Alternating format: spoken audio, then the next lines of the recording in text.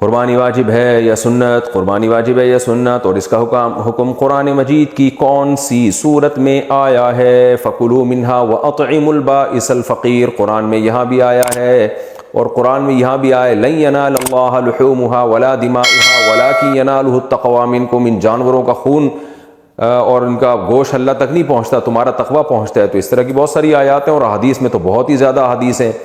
نبی صلی اللہ علیہ وسلم ہر سال قربانی کیا کرتے تھے، اور یہ واجب ہے کیونکہ نبی صلی اللہ علیہ وسلم نے فرمایا مَن وَجَدَ سِعَةً لِأَن يُضَحِّيَ فَلَمْ يُضَحِّ فَلَا يَقْرَبَنَّ مُصَلَّانَا، کہ جس کے پاس قربانی کی طاقت تھی اور اس نے قربانی نہیں کی، وہ ہماری عیدگاہ کے قریب بھی مت پھٹکے۔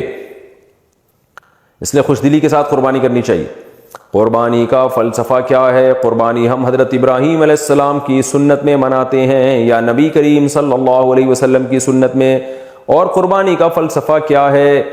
دیکھیں، ہم قربانی دونوں کی سنت میں مناتے ہیں، حضرت ابراہیم کی بھی اور ہمارے پیغمبر کی بھی۔ باقی یہ کہ حضرت ابراہیم کی سنت کے فالو کرنے کا حکم چونکہ ہمارے نبی نے دیا اس لیے ہم فالو کرتے ہیں، اگر نہیں دیا ہوتا تو ہم نہیں کرتے۔ صحابہ نے جب پوچھا یا رسول اللہ یہ قربانی کیا ہے، تو آپ نے فرمایا سنت ابیکم ابراہیم، تمہارے باپ ابراہیم کی سنت۔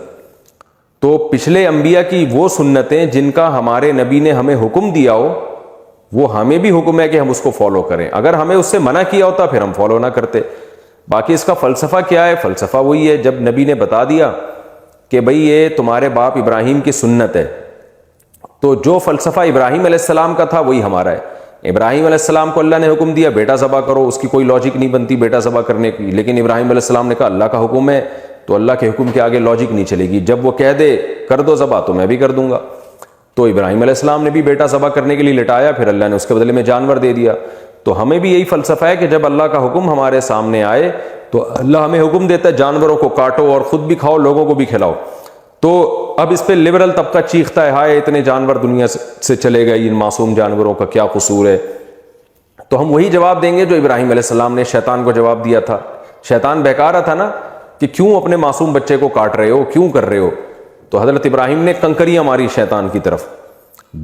تو ہم بھی یہی کرتے ہیں کہ جب یہ لبرل لوگ کہتے ہیں نا کہ یہ کیوں اتنے جانور کاٹ رہے ہو، بہتر نہیں ہے کسی غریب کی بچی کو جہیز دے دو، فلاں کو یہ کرا دو، فلاں کو پیسے دے دو، فلاں کے گھر میں کھانا ڈلوا دو، تو ہم اس کو بھی کنکری تو نہیں مارتے ہم، لیکن ہم اتنا ضرور کہتے ہیں کہ جب اللہ نے ہمیں قربانی کا حکم دیا ہے تو ہم اللہ کے غلام ہیں، ہمیں اس کی حکمت سمجھ میں آئے یا نہ آئے، غلام کو یہ پرمیشن نہیں ہوتی کہ وہ اللہ سے پوچھے کہ یہ آرڈر مجھے کیوں دیا جا رہا ہے، بس اسی لیے دیا جا رہا ہے یہ بتانے کے لیے کہ ہم غلام ہیں۔